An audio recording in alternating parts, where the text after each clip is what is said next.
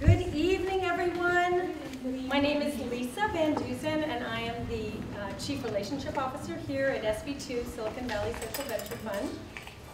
Some of you are familiar with SV2, and some may not be. Welcome to all of you.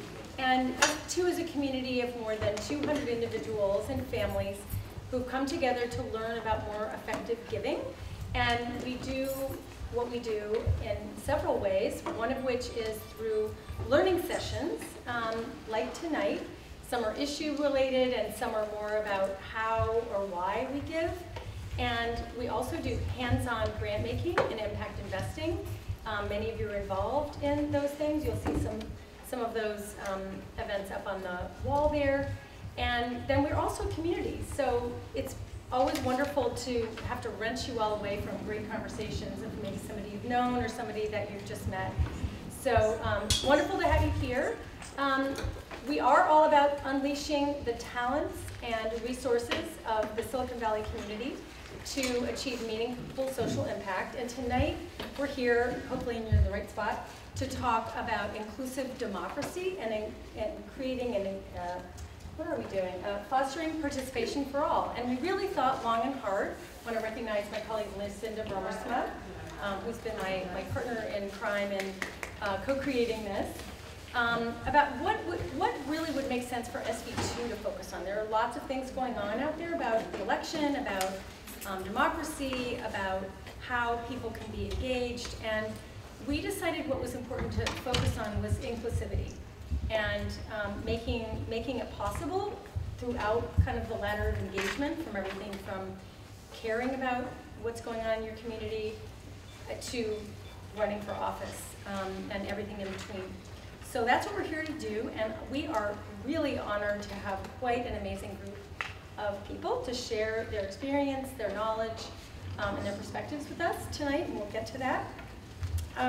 So here's what we're going to be doing. We've got just an overview, and we'll, instead of going around the whole room as we often do with SV2 with names and how long you've been a partner or whatever else, we're going to ask you to pair up in a minute and just get to know someone else with a question.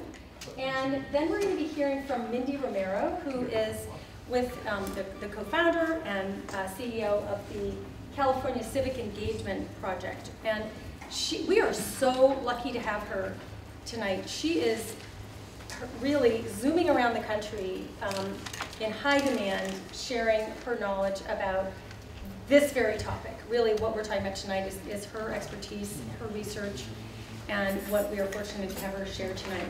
So, and after that, we'll be hearing from, with Mindy, with three others, and we'll introduce them in a minute. But we will really have hopefully an engaging conversation and hear from you with questions and a conversation as well.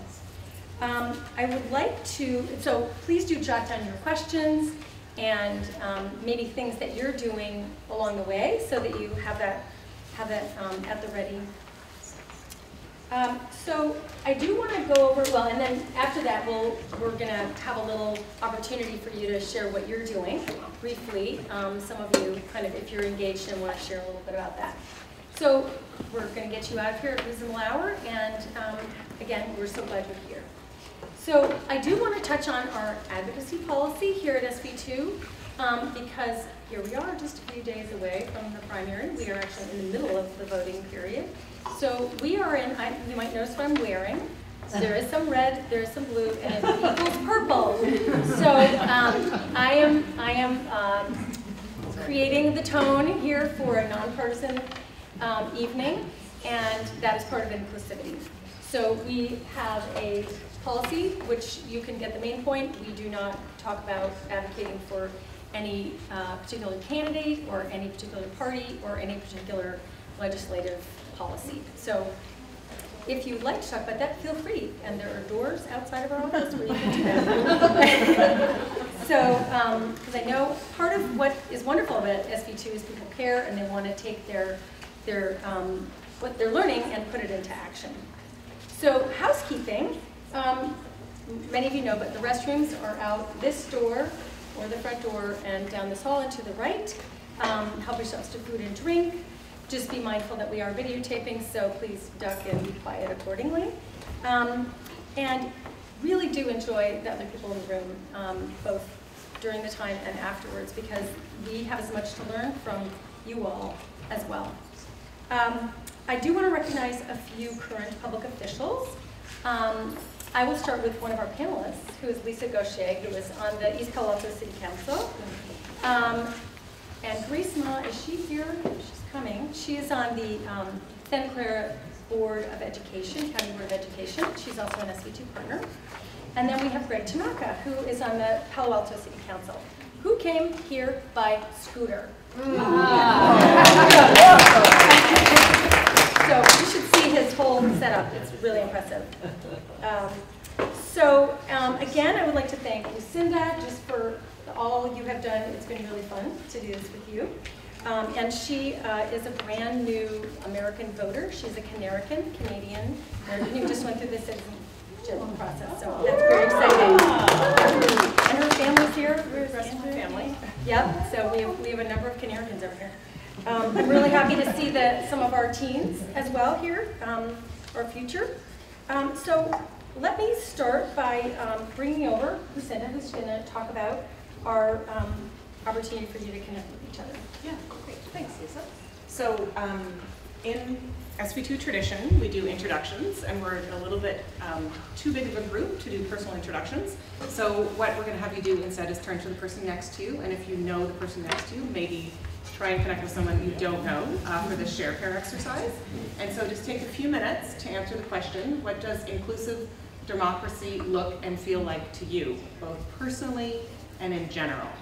And then we might have one or two of you share out afterwards. So now I'd like to introduce Mindy Romero, and I want to thank Petra from Thrive Alliance for introducing her to us. So she said I'll take the blame, but it is the credit. Bios are on the table, but I just do want to highlight a little bit about Mindy's background. As the founder and director of the California Civic Engagement Project at the University of Southern California's Sol Price School of Policy, she works tirelessly, from everything I can tell, as a political sociologist to conduct research on political behavior, race, ethnicity, and seeking to explain patterns of voting and political underrepresentation, particularly among youth and communities of color in California and in the US. She has a PhD in sociology from the University of California, Davis. She lives in Sacramento, so she's got a great arrangement with having a northern-southern axis there in California, and is really, as I mentioned, on the national circuit right now, speaking about civic engagement, about political rights, and has done some testifying with the National Commission on Voting Rights, the California Legislature, among many others. She is frequently cited in major news outlets, including the New York Times, the Washington Post, Los Angeles Times, Sacramento Bee, Politico, and others. You probably have heard her, and if you haven't, you maybe will, here on National Public Radio, both throughout California and all around. So she really works with many, many policymakers, elected officials, voter education groups, and community advocates to strengthen political participation and representation. And there's more. I'll let us get onto this, but apropos of the Voters' Choice Act, she is the former, where did that go? She's a member, she's a member of the California Secretary of State's task force on the Voters' Choice Act, so she is very highly knowledgeable about that. A fun fact to know about her is that when her children were younger, they're still, I would consider, young voters anyway. They're young voters, they're all adults. Right, yes, young is a relative thing. She took a cross-country road trip with her family, and for 3 weeks, just the four of them, going to a number of states. And I can imagine that was a pivotal experience that they will long remember, and might serve them well as voters to remember some of those things. So welcome, and settle in. You're in for a treat. A lot of dates. Go USC!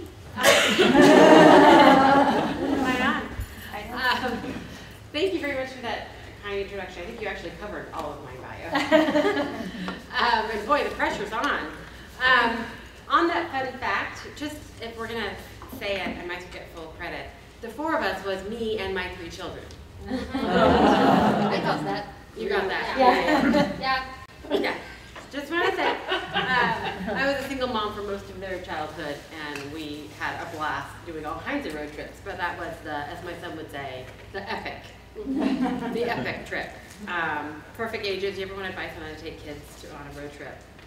Somehow, I think I also just got lucky, but they actually came back closer from the trip. It went really, really well. Perfect ages. Anyway, thanks very much for having me. I'm really excited to be here. I will make a little plug, speaking of the Voters' Choice Act, since it's come up now a couple of times already. So my center, the California Civic Engagement Project, we conduct research on voting behavior, civic, as the name suggests, civic and political engagement, do a lot of research around election reforms, and did a lot of work around the Voters' Choice Act, specifically actually here in San Mateo County as well. I've attended many, many VIOC meetings. But for the 2018 election, we released a quite large report looking at both the primary and the general elections, the impact of the VCA, and now we're, this might be an unofficial public announcement, but we're also conducting the study for 2020 as well. So if you're interested in the Voters' Choice Act specific to San Mateo County, there's a very large report that you can get on our website. Okay, so I'm going to jump in. So I was asked to talk about who votes. What does our electorate look like? And some of the challenges and also some of the solutions, right, to see greater participation. And I assume if you're all here tonight on a topic like this, the topic of the evening, you all care very much and want to see greater engagement, right, and more inclusive electorate. So I'm going to start off with we're going to talk about turnout. We might as well talk about the upcoming election, which is a primary. And turnout does look very different when we're talking about a primary or a general. The overall trends and levels of inequality are there, but of course everybody participates at lower rates in a primary. And the disparities that we see that are always present in any given election are usually worse in primaries. But I will talk about maybe some of our expectations about how this election could be a little different. So I'll talk about who votes in the context of primary turnout. And I will talk a little bit about Silicon Valley as well. I did crunch some numbers specific to San Mateo and Santa Clara, and a little bit for fun San Francisco too. And give you some brand new data that we released about a month ago on population projections, and therefore from that voter projections. Because if you're talking about turnout, but if you're talking about the growth of an electorate, increasing voice, right, of a particular community by race, ethnicity, or age, California's landscape, our demographic landscape, is shifting. We have seen quite a significant amount of change over the last 20, 30 years, and we're going to see much more going forward. And you really can't, if you talk about representation, you talk about voice, and you talk about participation, you also have to talk about demographics and demographic change. Part of that is to know your community and know where things are heading if you want to strategize and outreach and mobilize, right, to different communities. But also just the actual representation question.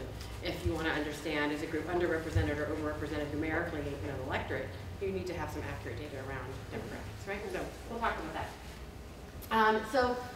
Excuse me, primary history. So I want to start off asking you all a question. What do you, Petra has heard some. I don't think actually you have heard this presentation. No, this is only a month old.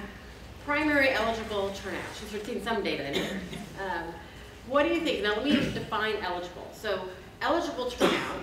Usually you hear eligible turnout or registered voter turnout. Eligible is the percentage of those who are eligible to vote, whether they're registered or not. So adult citizens. What was the eligible turnout in the most recent comparable election, right, presidential to presidential, 2016? What do you think it was for the state? What percent? 25%? Anyone else? 67. Wow. 20. 20. 15. Yeah. 15, really pessimistic over here. You don't want to take it? 15 or 50? 15.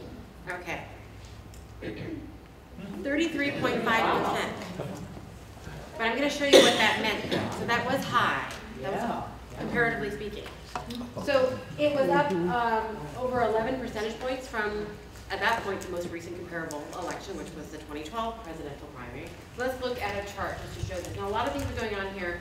This is showing you by race, ethnicity, and a little bit I'll show you by age. But if you look at 2016, which is that second to the last set of numbers, if you can't see in the back, the blue bar is that total turnout for everybody, eligible turnout. Now, if you look for Latinos, though, 23.3%, right? So lower because disparities in turnout. Asian American, again, these are state numbers, 19.1%. But what I want to show you is if you look back at presidential or midterm, of course, we want to look at primary to primary, presidential to presidential, midterm to midterm, and so forth. But if you look at if you go back from 2016 to 2012, right, for a primary, much higher, right? 2016, 2010, right, was a midterm, but of course still outpacing that. And I put in 2018 just for good measure because everybody always asks, was 2018 better than a presidential year? It was good for a midterm year, but it wasn't better than a presidential year, at least not 2016. But what we see here is whether we're looking at high turnout, low turnout, presidential primary, midterm primary, what story is consistent? Yeah, right? Disparities, differences. Now, when we see higher turnout, we typically see the disparity, the gap, right, narrow. So more turnout usually means a more representative electorate, but even in a very high turnout year, you're still seeing significant underrepresentation. Make sense? Okay.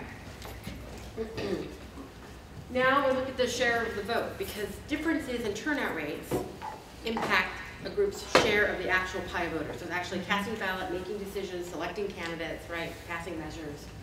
If you look at 2016, so remember Latinos were 23.5 or 23.3%, that red bar in 2016? They were 19, that equated to, because of the large share of the population, 19.8% of voters in a primary. Never seen that, as you can see, blows away the other years, including 2008, which had higher turnout, by the way, in 2008, but with growing Latino population, larger N, larger denominator, I should say, right? End up having lower turnout than 2008, although still very good as you saw, but with that larger population equaling 19.8%. So that's the highest that we've ever seen. And newsflash, I'll talk in a little bit, we're expecting an even higher number, the highest that we've ever seen for this upcoming primary. We've done some voter projections. So Asian Americans, 7.1% in that June primary. Latinos gained ground. Asian Americans, not so much, but Latinos gained ground, and so did young people. Okay. So I mentioned a moment ago about numeric representation or underrepresentation. When we talk about that, you'll hear that word tossed around a lot, right? A group is underrepresented, we want representation. That means a lot of different things. And I imagine in your conversations, in your various conversations, in your work and right here, you'll mean different things, and sometimes it's really helpful to make sure we're talking where we can about the same thing. So numeric underrepresentation at the ballot box means that your share of the vote, again, high or low turnout, your share of everybody casting a ballot as a group, should be about equal to your share of the eligible voter population. So if a group like Latinos are 30% of the eligible voter population in California, they're 40% of the population, but for 30% of the eligible voter population to be numerically represented, they would be what share of voters? 30%, right? In the primary, they were 19.8, right back in 2016. Of course, their share of the eligible voter population is a little smaller too. So what we're talking about in 2016 was an increase in representation, at least for Latinos for sure, a decrease in that gap, but still back in 2016 they were 28.5% of the eligible voter population. Still, so 19.8 was exciting to see because we've never seen that before, but still a significant gap. Make sense? Still a story of underrepresentation. So, yeah, depends on what you're talking about. You want to see Silicon Valley? Yes. Yeah. Okay. I have San Francisco. So because of time, I won't ask you to guess. But I want you to think for a second. What do you think Santa Clara, San Mateo is, right? Okay. San Francisco's first. So the same years, sorry the colors changed. These were not done with my fancy graphic designers. It's just done at home. But you can see 2016, the blue bar is total still. Remember what it was back for the state? 33.5, I got it smart. So we were better. 40% in San Francisco. We expect that San Francisco typically has some of the highest turnout, right? No surprise there. Latinos were 34.9 instead of 23%. Asian Americans also were higher at 24%. Okay? But again, story of disparities. A high turnout county like San Francisco still has significant disparities, right? Okay. Now Santa Clara, I think is next. Oh, San Mateo's next, excuse me. San Mateo, lower, instead of 40 is 36. We'll just compare it to San Francisco, right, our region. 36%, Latinos 27%, and Asian Americans in San Mateo, 17.7%. Okay. And there are lots of differences within the Asian American population, just as there are with a number of outcomes, including voting, right? But we'll leave it there for now. But these data were not able to break out, at least responsibly, by subgroup within Asian Americans. Santa Clara, you notice what happened? Went down a little bit. Okay, so 35, 26, but Asian Americans are higher in turnout in Santa Clara. Now remember, this doesn't matter if it's a large population or small population. We're talking about the percent, right, turnout of adult citizens of each of these groups. Make sense? Okay. Oh, yeah. I'm having a little trouble understanding the data. Sure. So equality here would be, would be represented by all of the bars being the same height? Yes. So what creates underrepresentation, the share of the vote being different than the share of the eligible voter population, is because we have disparities in turnout rates. If everybody voted at the same by group, so race and ethnicity, or age, or income, if everybody voted at the same turnout rates, believe it or not, magically, your share of, so if you were Latino or Asian American, your share of the vote in that election would be about equal to your share of the eligible voter population, right? Okay. So numeric representation would be achieved. You still might want to do better, right? Like young people, we want to see them as large as possible. Make sense? So here we see inequality, we see, right, disparity. Okay. Thank you for asking that question. So youth, really quickly, I could ask you, but because of time, I have a lot that I want to share with you. So turnout rates for young people age 18 to 24, and that's how we define youth, age 18 to 24, 17.1%. Remember, it's 33 for the state. This is state, 17.1%. If you break that out, if I had time, I would show you by age. Very big differences. We're not talking 17 to 33. We're talking 17 to 50 and 60, right? When we're talking about older age groups, if we were breaking it out by age. All right. Historically, there's that red, there's that 2016, they're 33.5, sorry, the colors change here. Youth is 17.1. Look at the other election years. So you might have heard me say 17.1 and you're like, oh, right? This is where expectations really matter, especially in the media, right? You may hear 17.1 and say, what's wrong with young people in that election? Only 17.1%. Compare it to 2018, compare it to the previous years, compare it to 2012. Primary turnout for young people is always painfully low. Painfully low, right? 17.1%. As I crunched those numbers, I was surprised, right? Not good enough, everybody agrees? Yep. But the narrative shouldn't be that young people didn't achieve. The narrative is actually they gained ground. As a matter of fact, they gained a greater share of the vote. Yes? How much of it was not registering versus not showing up at the polls? Say that again. I think I know what you mean, but How much of the low youth turnout was that they hadn't registered versus hadn't shown up? So I'll say it this way. For young people, registration rates, until recently, would be some of the lowest that we see by any type of group. So typically around 52, 53, maybe 54% of eligible, right, citizen 18 to 24-year-olds that are registered, their registration rate. Right now in California, we're around 80% for the general population. Except for the last couple election cycles, actually by 2018, we reached, the first time I've ever seen in California, we reached a registration rate of 60% for young people, and we're a little bit higher than that now. So young people, I always talk about how we have increased registration and we have a record number of registrants. You always have to look at the registration rate because our population is growing. Our registration is very, very high, historically high. But it's always lower for Latinos, Asian Americans, other groups, always much lower for young people. And the gains that we have seen, we've seen a little bit in terms of closing the registration rate disparity for Latinos, for instance. Young people are the one group, 18 to 24-year-olds, that have closed the disparity gap in registration rates, significantly, right? 10 percentage points. You just don't see that. You just don't see that. So it's exciting, and then more and higher now. Did I answer your questions? Mm-hmm. Okay. But one of the reasons why we look, that makes a good point. One of the reasons why we look at eligible turnout instead of registered is because of those disparities in registration rates, right? It's not an even playing field. So, and also, you're talking about ultimately capacity and voice and representation, you have to be looking at eligible, right? Okay. A couple of points here again on state level. So the youth share of the 2016 primary vote increased significantly to 17.2%, and that's the next slide. But youth, of course, remain underrepresented. And back in, and it gets a little tricky because some of the numbers have changed that have been reported by the California Department of Finance. But back in 2016, 14.2% were youth of the eligible voter population in California. So 7% compared to 14%, right? Underrepresentation. Let me show you the slide.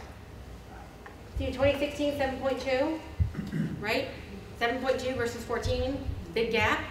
But look at previous years, and here we're able to go all the way back to 2004.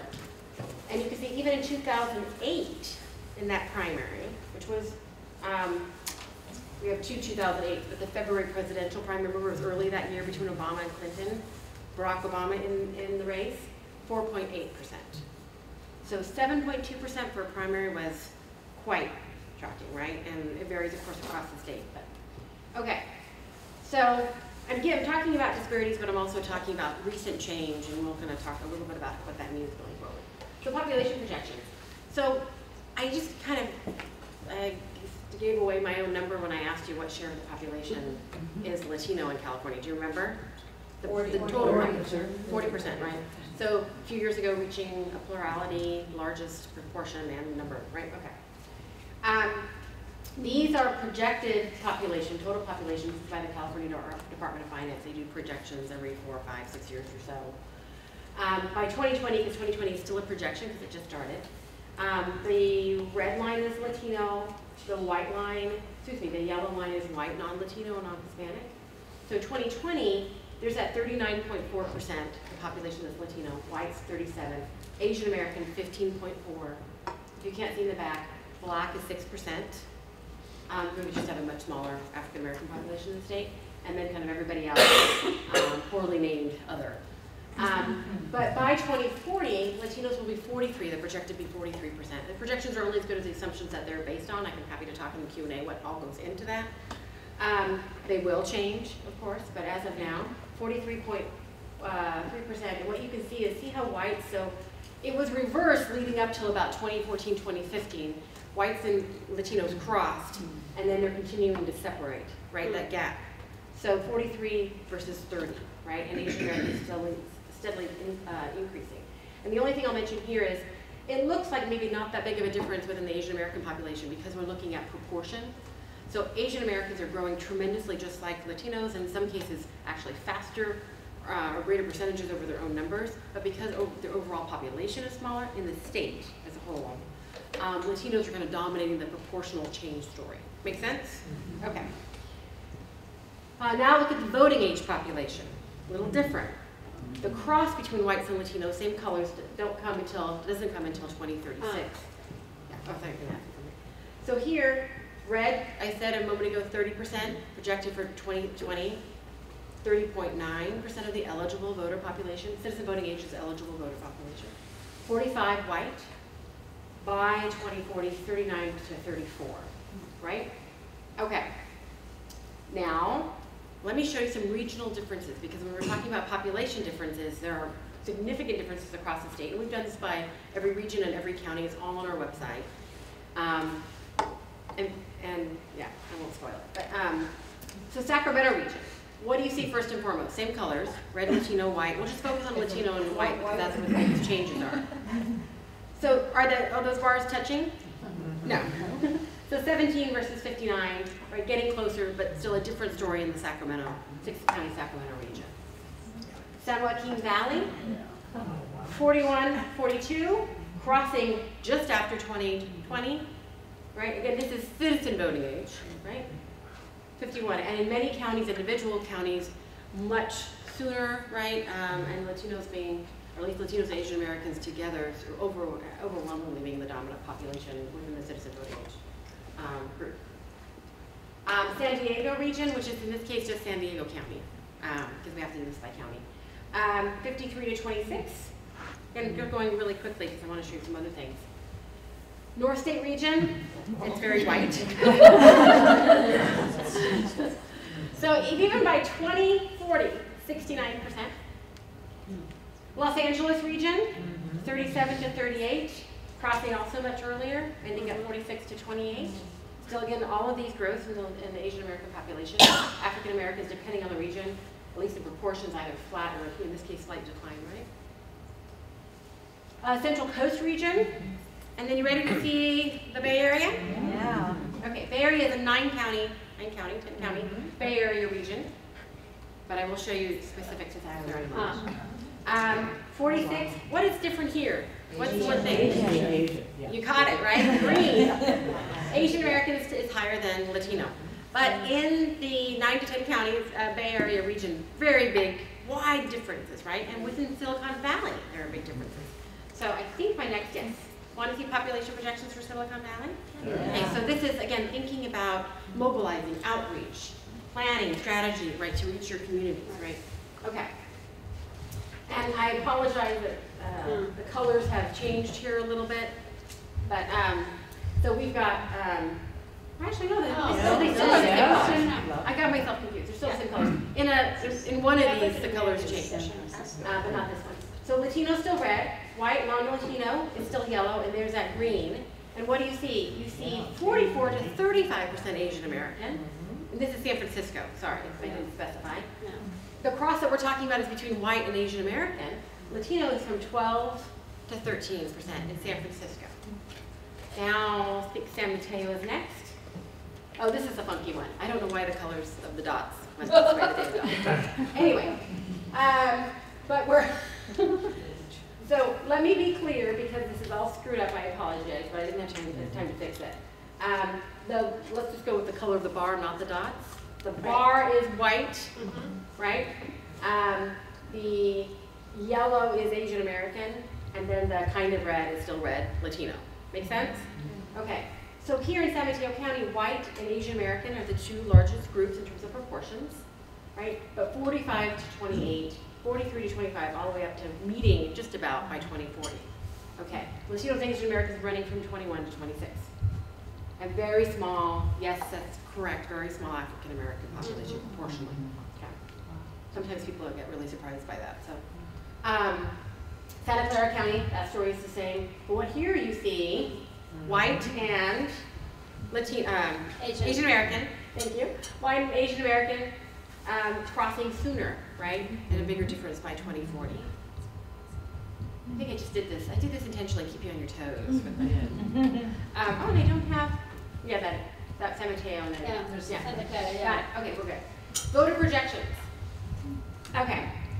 Actually, let me explain it first. So, how do you project the vote? We are not projecting or predicting turnout. I do think turnout is going to be for the primary somewhere between the 2016 primary numbers and 2008 primary numbers. 2008 for the state, for the total population, was the highest since 1980 primary. Yes, it wasn't a record, but it was the highest since 1980. 2016 was the third highest since 1980. So historically, still 2016 is a good year. I think turnout will probably be somewhere between those 2 years. We'll see. I hope I'm wrong. I hope it blows away 2008, as somebody told me earlier today. But when we do projections, to be able to project, when we're projecting as the share of the vote, you first have to have data on the eligible voter population, which actually has not been available in California at a county level, and certainly not projections. We worked with the California Department of Finance, so all of those citizen voting age projections, they always produce population projections. We worked with them, and they very kindly produced citizen voting age population projections with the same methodology, so that way I can show them together and we can have a conversation. Make sense? But once you have projections on the citizen voting age population, then you can do lots of different things, but I'm going to show you the simple way. You can just pick a turnout number that you think is possible, and then you can start to begin to project the share of the vote. So one way we did it, we said, what if turnout just stayed the same as in the primary upcoming as it was in 2016? Wasn't a record, was very high, seems reasonable given the context, right? We're expecting a good year. If turnout rates stayed the same for each of these groups, I'm going to show you in a moment, they won't stay exactly the same. But if they stayed the same, stayed constant, given population changes, changing denominator, I'm going to show you the share of the vote. Make sense? With me? Yeah. Okay. So let's just look at 2020. So 2020, red line, we're back to the same colors. Latino. So remember there were 19, Latino were 19.8% in that presidential primary. This is a really smart group. 21.5% of the vote. Those are numbers that we usually see for maybe a general election. That's the highest percent, and also be the highest number that we've ever seen. We can't say it's a record because we don't have records going back for Latinos or Asian Americans very far, past a decade and a half or so. But that's quite significant. That 21.5% equals almost 1.9 million actual voters. Now, turnout's higher than 2016. So for instance, if you select, say it's going to be, let's say it's as high, you think it's going to be as high as 2008, which was the highest since 1980, right? Then that goes to 22%, and you go from 1.9 million to 2.2 million. In the state. In the state. Asian Americans, 8.3%, and you can see over time, again, keeping 2016 numbers constant, which is really a trick, because we know they won't over time. But if you held that constant, this allows us to see what the impact of population change is. Got it? Today we'll have a conversation, heavily qualified and caveated. 21 to 27% by 2040. Asian Americans, 8.3 to 10%, right? And whites declining. So I did do it for these 3 counties, San Francisco, and again, I'm sorry about the colors, but hopefully you'll just appreciate the customized colors too, customized data. So here we've got, the gray line is white, right? The blue line is Latino, and Asian American is red. Now, you know that story, that the second line will be Asian American, so that makes sense to you. So in 2020 projected 20% of voters, again keeping that constant 2016 number, by 2020 with population change, San Francisco County, 20% of actual voters be Asian American, 9% Latino, 67% white. These look different than those population projections I showed you. Why? Underrepresentation. Because of disparities in turnout rates. Disparities in turnout rates, if we had the same turnout rates like this gentleman asked a little while ago, these numbers will look the same as the citizen voting age projections. Wow. Much different, right? Yeah. Much different. And I will fix these colors and we'll get the slides out if you guys want to just like toggle back and forth. There's lots of things you can see here that I'm skipping over. San Mateo, white 69, Latinos of blue 14.9, Asian American 12.8, right, over time. And I'm going to go really quickly because of time, so you don't hate me. Santa Clara, 56.7, again we're keeping the 2016 Santa Clara primary turnout numbers the same, percentages the same, to be able to do these projections. 23 for Asian American, 15.7% for Latino. And you can see over time what happens in 2040, right? If turnout rates are higher, if that's a lot of mobilization, you know that could change, right? Okay. I think I got, yeah, I did get Santa Clara. Okay. So for the state, just really quickly, we're projecting, driven by population growth and change, greater share of the vote for Latinos and Asian Americans everywhere. The difference is the growth rate of the population varies quite tremendously across the state, and the size varies quite tremendously, right? In some communities over the next 20 years, this election and over the next set of elections are going to grow at a faster rate. So that's why it matters, right? Geography really matters here. And I didn't talk about, because we don't have time, but we did put a fact sheet out on both Latinos and Asian Americans for our projections, and we also did it for youth, and we're actually projecting a decline in the youth vote. Why? Again, even holding turnout rates the same, because your youth population is declining across the state, across the United States, and across Silicon Valley. And it's a real factor in conversations around mobilizing the youth vote. I'm happy to talk about that. But it would take too long to get into it. I just wanted to mark it so you're interested. So we're projecting 1.8 million primary voters for Latinos, 700,000 for Asian Americans, and then I'd throw in the youth statewide at 638. Is demography political destiny? I put a question mark. No, it's not political destiny, because the work still needs to be done. right? Heaven forbid for any group that you work with that turnout rates go down. Engagement must be translated to engagement at the ballot box, and there's still going to be significant. So we're showing increasing proportions, but remember, they're still based on disparities. Still means as proportions of the vote go up, you're still going to see, right, you're also seeing proportions of the population grow up, you're still going to see that representation gap. So it might be exciting to somebody to see who's worked, for instance, with the Latino population and says, oh gosh, you know, in our county there's going to be a greater percentage of the vote that's going to be Latino. Well, that's based on growing population, there's still a disparity gap. So, okay. How do you get rid of that? By increasing turnout rates to eliminating that disparity gap. And just to end really quickly, and hoping maybe we can have some of this conversation on the panel, turnout will be higher in 2018, driven by a lot of factors, including the national context. Driven very much, we expect, with higher turnout, particularly given the context that we're in, that we're going to see a reduction in disparities by race, ethnicity, by age, and so that increase in turnout will be disproportionately, to some degree, picked up by, or driven by young people and Latinos and Asian Americans. And I already talked about some of this, but another set of factors are all of these election reforms, like the Voter Choice Act, like all of the outreach and engagement that happened with the VOC in San Mateo County, and I understand a lot of outreach and engagement is happening in Santa Clara County. Election reforms matter, but education around election reforms is absolutely critical, so voters take advantage of those reforms in the way they're intended, and also we don't inadvertently lose anyone along the way. And I know it's a big part of the conversation for the VOC, not to put it on the spot, but we also have mobilizing tools like same-day voter registration across the state, not just in DCA counties now with the new law, is that any mobile polling place across the state.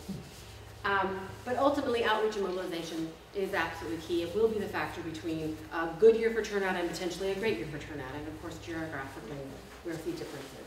And I'm happy in the Q&A to talk about some of the reasons for perpetual turnout, but ultimately, outreach and mobilization is the key, right, for most folks in terms of turning that around. Yeah? I'm curious, when you do it by race or ethnicity, yeah.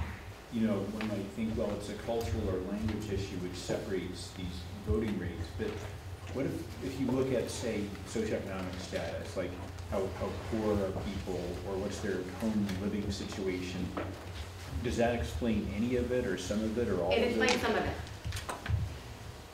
It doesn't explain it fully, and there's still in the literature, depending on the time of the methodology of the study, some scholars will argue for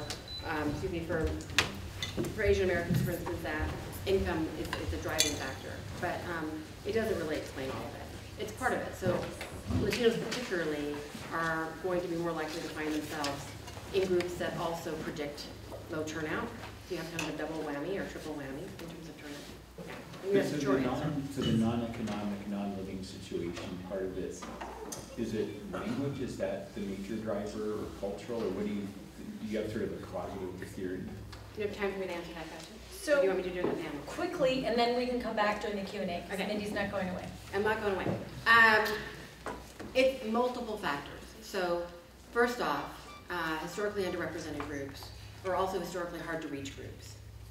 And most campaigns and candidates, the way our electoral system is designed, they are making a strategic calculation. It's a resource game.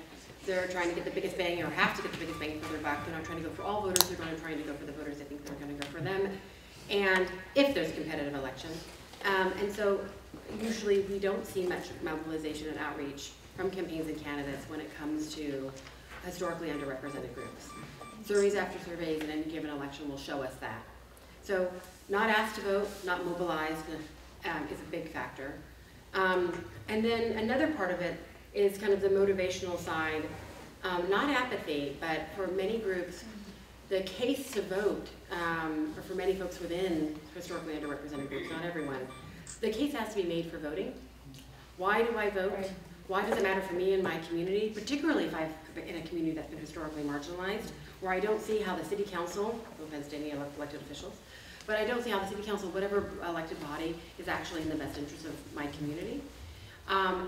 Talked on with not getting a lot of outreach or not necessarily seeing a lot of conversation around issues that the community cares about. Sometimes for folks, it can actually feel like it is against their best interests they don't want to make a mistake, or if they do vote with little outreach or information, that they actually could pick somebody that could actually be detrimental to their community. So the case has to be made, but there's lots of research that shows, particularly around Latinos and young people, that if you do deep contact, multiple contact over time, not just a knock on the door and a door hanger, really make the case, personal, peer-to-peer contact, those sorts of things, that voting will occur.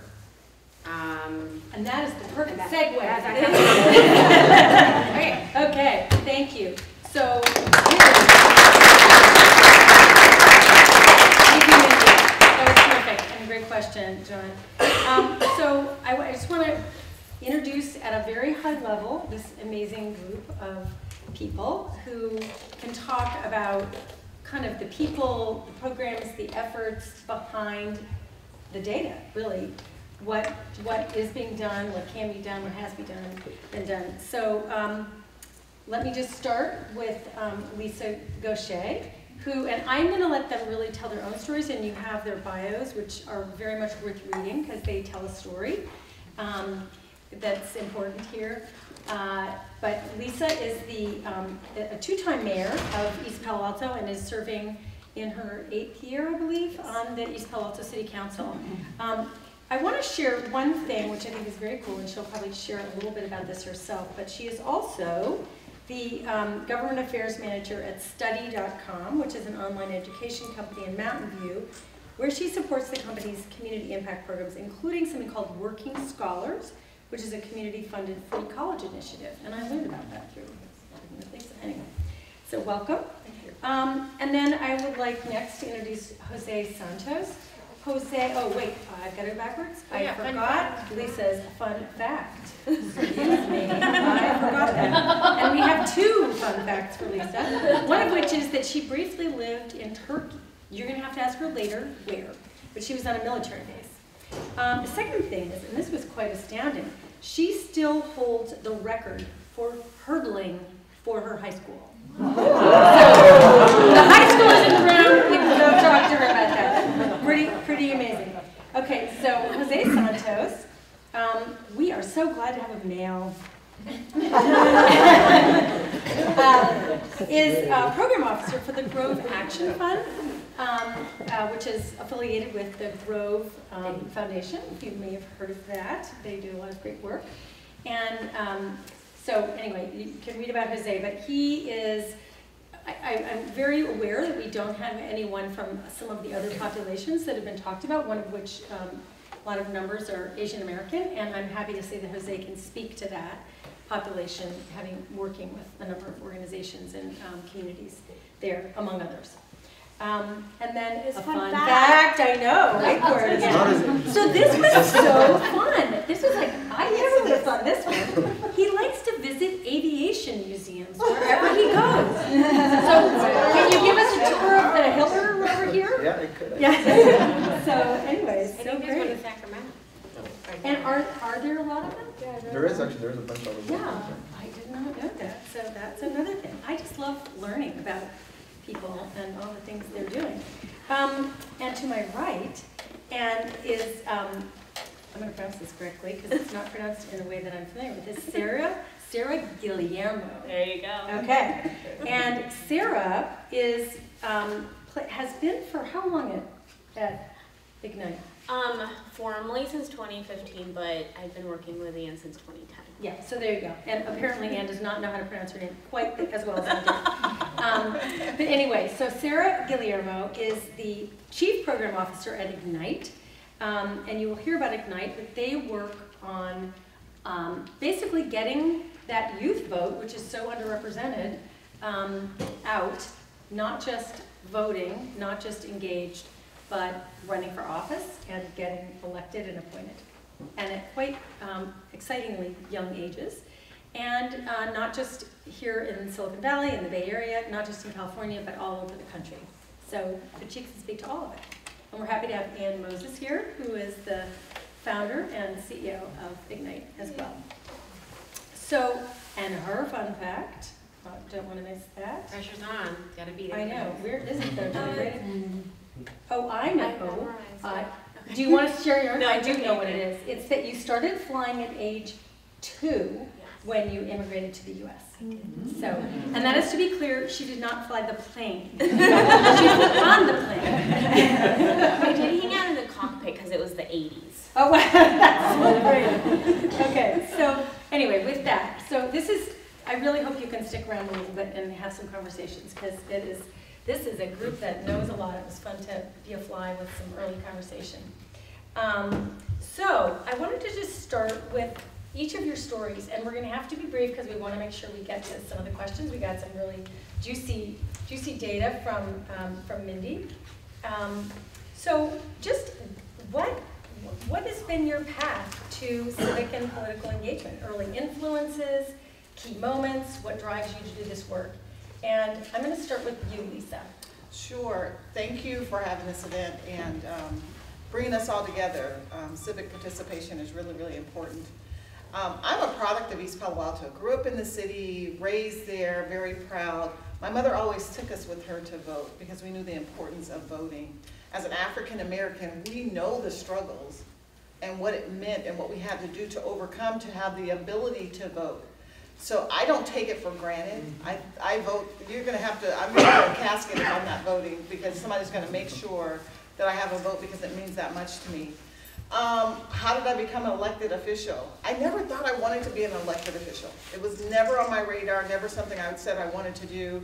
People had asked me to run several times and I said no because it felt really icky. It felt like I just didn't want to be a politician. I call myself an elected official, not a politician. And at one point, my daughter, who is an alum from Spelman, she did her master's at USC, overheard somebody ask me to run for office, and I had said no again. And later on, when she was with me, she said, Mom, if you're not at the table making decisions, someone else will be making decisions for you, but I trust your decision making, and I believe you can do it. Woo! And I couldn't let my daughter down. So we ran as a family, and at that time, I was running for the first time. I was told I wouldn't win because it was my first time out, and I'm proud to say that we ran, we walked, and we knocked on doors. I was elected for my first time in the city of East Palo Alto and proud to represent the community that I am a product of. I am an Emerge alum, and they've been amazing. They've done some work with Ignite as well. I'm so proud of the work that Ann is doing for the young people because we have to make sure that we're making room for the young people. I'm standing on somebody's shoulders. I have to make sure my shoulders are square enough to allow somebody else to stand on these shoulders as well. And today. Thank you all for having us, and excited to be here. And you know, my family immigrated from Guatemala in the '80s, and my dad's dream for us was for us to have the ability to vote. But our initial path was interesting because I was undocumented for the most of my life. Growing up here in Redwood City, East Palo Alto, Menlo Park, Palo Alto, kind of moved all over. Lived in Oakland for a while as well. Then at one point, we were able to get residency and got naturalized. And I remember going to vote, and I just remember just showing my dad. I'm like, Dad, we can go do this, and we can go now. And it was just his dream come true. And he left his entire family in Guatemala because he believed that we could have a better opportunity here. And now at the foundation, I came in a random path. My degree was in business administration and hospitality. I initially wanted to get into hotels and run hotels. And I quickly realized that I'm like, whoa, I don't want to spend my time, in that place all the time, especially at the level I wanted to operate in. But the general manager at the Four Seasons actually told me, well, you could do HR. HR is Monday through Friday. And I'm like, oh, okay, I'll go try it out. And I went that route, and I did a lot of recruiting for the Four Seasons, and then right after I graduated from college, I went to do attorney recruitment for Latham & Watkins in San Francisco. And it was an amazing experience, but then the recession happened, and they laid a bunch of folks off, but they gave me 6 months severance. And gave me the opportunity to figure out what I wanted to do. And I came across a nonprofit in East Palo Alto, actually, called One East Palo Alto Neighborhood Improvement Initiative. And I worked under Dr. Fay. And I was office manager for a month. and then they received a grant from SAMHSA to do substance abuse prevention, and they needed a community organizer, and I was like, okay, I'd rather do that. So I became an organizer for the next 3 years, and we did some great stuff in the city of East Palo Alto. And then an opportunity came just randomly to apply to the Grow Foundation. And if any of you try to look us up, we don't have a website. We're super like stealth and like try not to. So you're really lucky to get to talk to them because you're out in a community meeting, right? And it's by design. The family has always been private, and our late founder, he even wrote a book called Only the Paranoid Survive. So you can only imagine what foundation life was like when he was there. But more recently, we found out, or we came to the conclusion that we needed to, even though we continue to be a provider of resources for social services, we also wanted to address the root causes. So about a little less than 2 years ago, the family opened the Grove Action Fund, which is a 501c4, which allows you to pretty much do any political, elected, ballot measures, all that stuff. So for me, it gives me another tool to be able to approach civic engagement. And 8 years later, I love my job.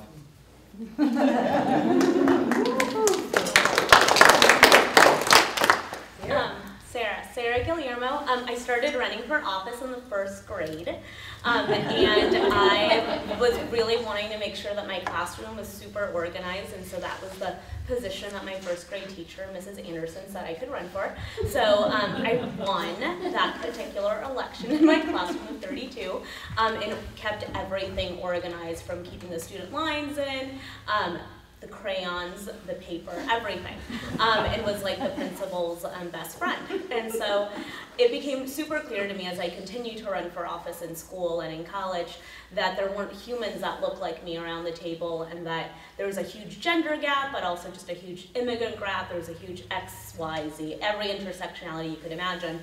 There was a gap, even at places like UC Santa Cruz, where Angela Davis was my mentor, and you're like, what? Why is this happening? So that was really fun at 18. And so I started to really kind of see all of these injustices and started to figure out, what could I do? What could I do? 9/11 happened when I was in high school, and really kind of thought about how can I help shift what is happening in our community. And we actually created rapid response teams as teenagers back in 2001 to really address some of these different issues.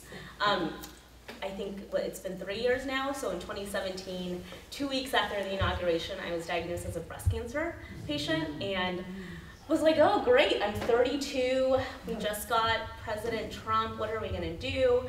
And I was already starting to work at Ignite, and we were really trying to get our young women to think about, because I wasn't gonna run for city council that year, but really trying to figure out how could we get our young women to identify different positions within their community that they could already step up for if they weren't 18 already, or if they just weren't ready for a city council seat. So we started to do some basic work around boards and commissions.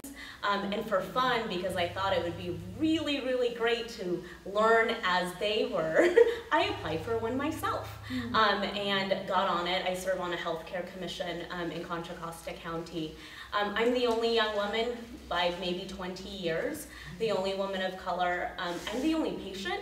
And so those are some really big pieces to really think about. And when we're working with our young women, really thinking about, when you're so close to the issue, you're so close to the solution, because you know exactly what you need when you go between the MRI machine to chemo to insurance or lack thereof.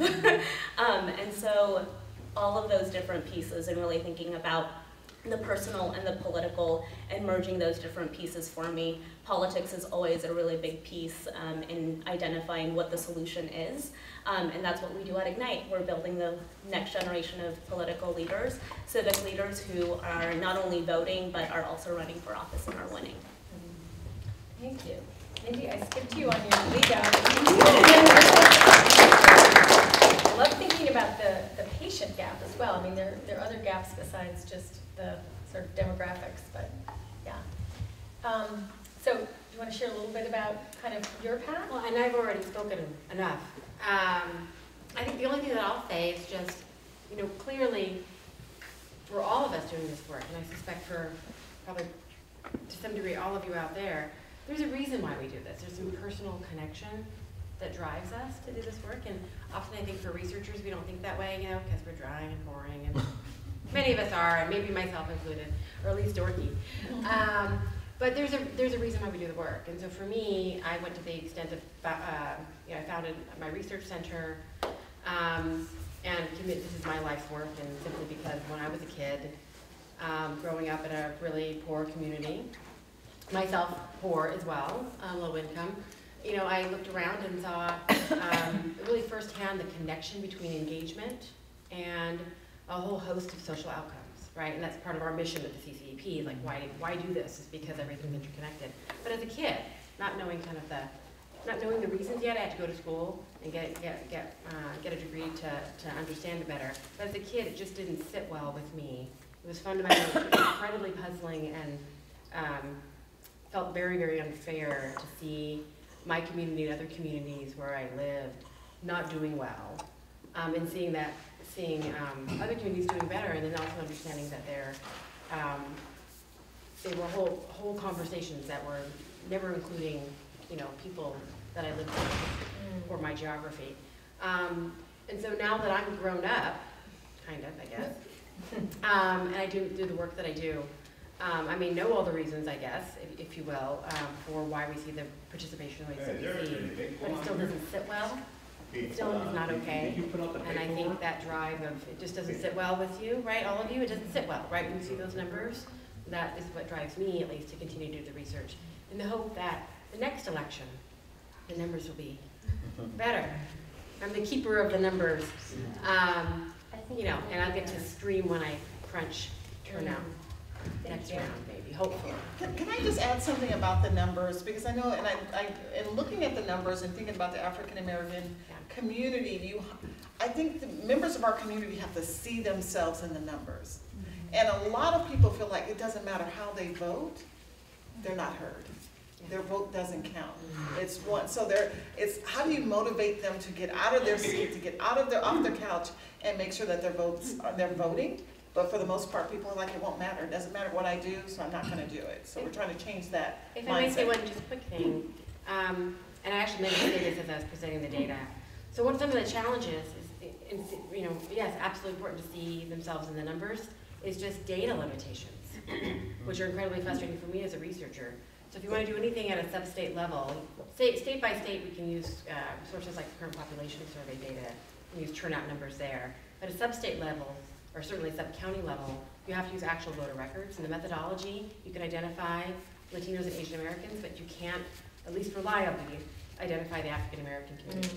Some political data vendors do have those numbers, but they're great for campaigning and canvassing and things like that, but they're not reliable for research. And I am not going to put out numbers that I know are not reliable. I heard you say responsibly. So I would like to hop to, this is related to your comment, Lisa. Thank you. So we're bringing the data alive here. That's partly what's happening. I'm hoping that all of you, but starting with you, Jose, if you could talk about why you believe people aren't voting and or aren't civically engaged, and kind of what civic engagement on the positive side actually looks like in underrepresented communities and populations. Well, it's, from your vantage point. This meeting actually is timely, and you know, and we got to dig into the numbers because the numbers really do tell a story. There's a new study that came out this week, Pew Research, in regards to naturalized citizens, and the study says that 1 in 10 naturalized citizens will be an eligible voter. So it's about 11 million people difference from 2000. So there's like 23 million naturalized citizen voters. So what does that mean? Well, when we first, as a family, became naturalized, we did not understand at all what the ballot was, right? So somebody had to come and tell us what it was, what it meant. And the hard part about ballots sometimes is that a yes is not sometimes a yes. That's right. So what do folks do? Is, you know, they didn't receive civics education. They might not, you know, have college degrees. what do we do? So in partnership with San Francisco Foundation and Silicon Valley Community Foundation, what we're trying to do is, and this is from the ground up, is use the integrated voter engagement model to engage folks year-round. So what it is, it's year-round voter engagement with community organizing and advocacy. The groups on the ground right now include the overall charter is the Working Families Alliance, but the group leaders are Urban Habitat, Faith in Action, and Youth Leadership Institute. And they chose Daly City to start with because there's a big Asian American population there that, at least in philanthropy, we haven't focused so much on. And one of the great things that happened was these folks went out and they canvassed and started building relationships with folks in Daly City. And they started telling what the issues were. And of course, you can imagine that housing was at the top of their list. Second was help with accidents, because people were having 2 or 3 jobs and they were driving, they were getting into accidents, and they needed, you know, money to be able to pay for whatever fees came out of those fines. So it was interesting to hear that, because you have this really this hardworking population that is needing these various supports. But ultimately, what they found was that the relationship building, as they were going and knocking on these doors, was what was keeping their interest alive. And when they started, and when they picked out housing, for example, people needed to act quick. I don't know, not too long ago, at the end of 2019, Assembly Bill 1482, I believe was, passed, which would give tenant protections to folks who, are renting. But there was a gap between when it was signed and when it was going to come into effect. So in that time frame, folks were being, rents were being raised, people were being evicted. So, these 3 groups got together, and now they had a coalition of folks and went to their council, and they got ordinance passed together. So civic engagement starts looking at these people working together past just, signing up, filling out a ballot. And the same thing happened in North Fair Oaks. In North Fair Oaks, a neighborhood union started. And it started with 12 women. And they went and told 12 other people, and then they went and told 12 other people, and the same issues, housing and accident relief. And they also were able to get emergency policies passed around housing to get more protections to buy themselves time. So this collective organizing that they were doing and building these relationships, now that they can transfer over to during election times and be like, this is what's happening, this is how the ballot, this is what the ballot says. And now you have a trusted messenger that you can rely on to get folks activated in voting.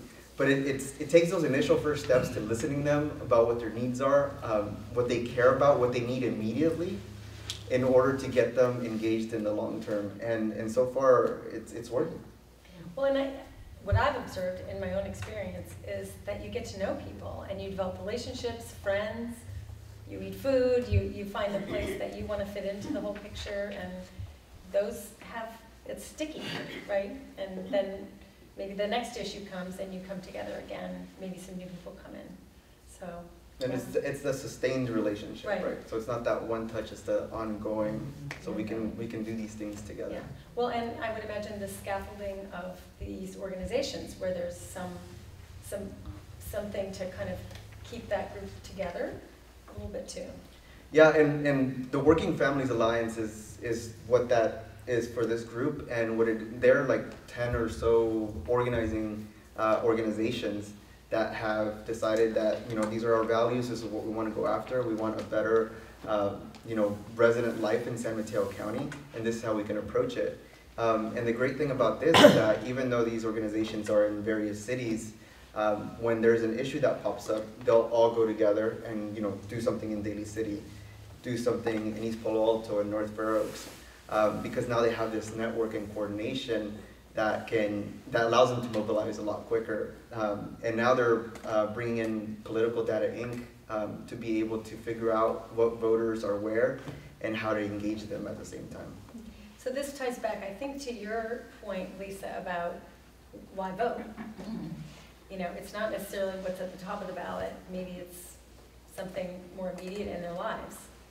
And I've seen that, so, you know, I've been on, this is my 8th year being on council, and I think just recently I was surprised to see some of the members of the community who have not been really engaged approached me, and there were African-American community members, young men, who were like, can I run? Am I eligible? I would like to run. How can I be more engaged? And that was like exciting to me. I want to engage them and pull them in and say, your voice does matter. Not only on election time, but come to the council meetings and be heard, because that's when things are going to change. So right now we're trying to make an avenue possible and go to them and have town hall meetings and really let them know that they do matter. If they can dream it, they can achieve it. If they want to be the mayor of East Palo Alto, they have to just keep moving forward and believe in themselves. Well, it's going to them too. It's listening. It's not having them wait for them to come to the council chambers. It's going out. And were you talking about a baseball game? Yeah. So we had a softball game, and I was invited to a neighborhood softball game, and it was when I was mayor last year. And I live in a certain part of the neighborhood, and so that neighborhood made a T-shirt for me and had their name on it. And I showed up, and all the other parts of the neighborhood were like, you can't show up with a T-shirt with just from one neighborhood. And I was like, you know what, next year, and the next time we do this, I will make sure I don't make this mistake. I'm going to have everybody's logo on my shirt, just with my last name on it, so no one will feel left out. But during that time, it was really wonderful to be engaged to see the community members really want to understand the process and want to know if there's room for them. And I and others have to make sure that we are communicating that there's room and their voices are important and we need to hear from them. So what is the on-ramp for this? I mean, Sarah talked about being on commissions or boards in part of the city. What do you see for some of those people? So it is the boards and commissions. Even for me, when I'm making decisions, I can't make a decision in a silo. So even have a kitchen cabinet and to have somebody be able to pull people together to hear what's important to that neighborhood, what's happening over with parking and things like that, to make sure that their voices are heard. And even if they can't come to a meeting, they can look at a meeting and say, oh, she heard me. And I can hear it in her decision making that my voice does matter. So those are the opportunities. Yeah. Sarah. Oh, okay. Yeah. So can I answer this question for Yes. the next one? I think since we engage first-time voters, the biggest piece is just really thinking about what do I know and what do I don't know. And how can I actually be an informed voter and not just filling out this registration form because Sarah asked me to, but how do I actually then keep doing this? And so thinking back in our high school curriculum, we did this at UPAPA 2 years ago, but at all of our high schools, we train them on how to register voters, because here in California, folks that are under 18 can still register voters. And so we taught this whole classroom full of 14 to 16-year-olds how to go through an entire voter reg form. And then we took them to Santa Cruz and they registered the Santa Cruz Warriors with me, the D League or B League, whatever not league the Steph Curry plays on. And we sat there with all of these young men trying to fill out voter registration forms. And what a scene is it that a 14-year-old is sitting there and understands all of the different questions of can I use a P.O. box? No. Can I use, which name do I use on my voter registration form? And so I think it's that, literally the first layer of just basic knowledge around civics. Because even thinking about, you just registered, or you're going to register, you're registered, you're voting for the first time. My cousin just voted for the first time in the 2018 midterms, and she's 43. And I had to go through every single part with her in understanding what a measure is. I just did a voter ballot party thing on Monday night with 150 adults and just educating them on what a specific committee is that they're voting. They have to pick 14 people out of 30. They're like, who are these people? And what do they do? And so all of these different layers, and when you introduce like a commission or a board to somebody, it's opening this door of like, I don't actually have to go and fundraise $100,000 to serve my community. I can go and apply and have an interview and still have my voice on this particular commission, which can allocate a pretty, like we do, I think, a $5 million budget, and that's a pretty sizable amount of money to figure out what to do and how to solve healthcare gaps in Contra Costa. And so I think those are the core pieces, and really thinking about how can we chunk knowledge even for the most basic voter, and then how can we get them to even fill out that voter registration form and then get them to turn out to vote. Because when you look at the data, it's like, yay, they're registered, but then do they show up? And then do they know where to show up? And so like we do every call to action of like, find your polling place, put it in your calendar, and making it as direct as possible so that it doesn't feel like how we can just normalize this, and civic engagement is just as much as going to the bathroom and eating breakfast, lunch, and dinner every day. So just to sort of set the stage, back to your point, Lisa, about why people aren't voting, what I'm hearing here is they might not know what to do. They might not know where to vote. They might not know, maybe get themselves there. They may be really overwhelmed with the information or the lack of their information. They may not know what to do and how to do it. Like, what is this? And then they may not care. They may not feel, you were describing a situation, Jose, where people do care and they had the support of an organization to help them mobilize. But if you don't have that, you may feel really disconnected from it all mattering, or that you could have a choice. What other things that we haven't talked about are why people aren't? I can say that I'm always, every year when there's voting, I'm amazed at the number of people who will say, how should I vote? Call me in. How should I vote? They don't understand.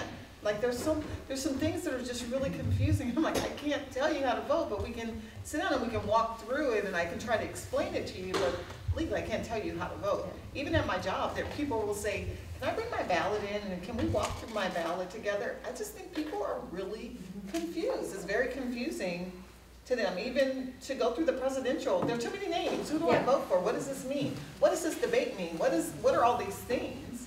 So kind of the overwhelm. Yeah, I think people are overwhelmed. Okay, well let's move on, and I don't know if there are different reasons. You're working with younger people, young women in particular, people of color.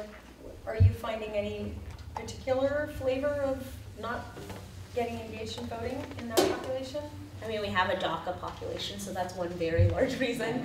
And so, I mean, some of my DACA young women are the one, or non-DACA in some states, are the ones who really, really, really want to vote, and are the ones that are helping turn out voters, and are campaign managers, and are raising money, and are all of these different pieces. So that's definitely, you can't sidestep that in our game. And then I think a big piece is the knowledge piece. And I think a lot of it is like, how is my vote really going to count? And so, like, for example, in Atlanta, for example, the joy of the Stacey Abrams race, right? So many of our young women worked on the campaign, voted in that election, and it was so outright how many people voted, and clearly Stacey is not the governor. And so it's one of those pieces of like, we did everything we thought we were supposed to do and that we should have done, that everybody told us, and we still didn't get the outcome. So I think that's another piece that we come back to, and that's part of the 2016 election. It's part of this narrative of like, I did everything I wanted, or not that I wanted, I did everything that I could, and we're still at this other result that we didn't get to work towards. But I think at the end of the day, thinking about just at the basic of engagement, I think that we are finding that our young women are significantly much more engaged than... Can we break it out? Are we talking Gen Z? Are we talking millennials? Yeah, so we're talking Gen X. What's Gen X? I don't even know what Gen X is. Sorry. I love Gen Xers too. I don't know what Gen X is. I'm a millennial. Way to I think they're totally awake now. We have a 2-year-old in the next room. I'm not sure what generation she is. So for Ignite, it's, I mean, some very young, the younger side of the millennial range, and then a bunch of Gen Zers who voted for the first time either in the 2018 midterms or will vote for the very first time on Tuesday or have just voted for the very first time. And so when we're looking at that particular group of Which is their focus, to defend Sarah? Yes. My focus is not Anne's population, unfortunately. I do get my mom to the polls, though. She is now, I have learned, a Gen Xer. I will communicate that to her later this evening. And so really, she probably knows. She probably knows if she doesn't. Back to my original point, really thinking about so these young women are voting at a much rapid rate, and I mean, obviously we think this is a lot to do with all of the different court cases that have been happening around reproductive rights, a lot of the different pieces that are happening with the Me Too movement. The Harvey Weinstein case got a lot of pieces around the young women's social media. I think social media has been a huge impact in the way in which our young women are serving as activists and are finding other political candidates and are showing their level of political engagement. And so I feel like there's an increase in, or those are the, I don't feel, I know that those are the different increases for them. So 2 more questions on this, and then I'd love to move to the solutions side. We've been talking a little bit about that. What about the difference, Sarah, between Gen Z and millennials? Do you see much difference? That's a fun question. I think our Gen Zers are significantly much more engaged. I feel like the millennial population is both still engaged, because I'm part of it, so I don't want to downgrade my particular group, but I think that there's definitely a higher just rate in which the current Gen Z population that we're working with at Ignite are definitely a lot less apathetic, and I think are going to turn out at the polls a lot more. Do you know why? For so many, what are our top research reasons? One, issue-based. There's a lot of different issues that they're definitely caring a lot more about. The number one thing is still climate change and the environment, and so that's a really big piece. Guns and gun rights for them is huge. Immigration still stays on there and kind of moves up and down depending on, I really think, the news cycle and where people are talking about that. What we've seen is that gay rights and healthcare policy are not the ones that they're really thinking about, and are not the ones that our current presidential candidates are even talking about.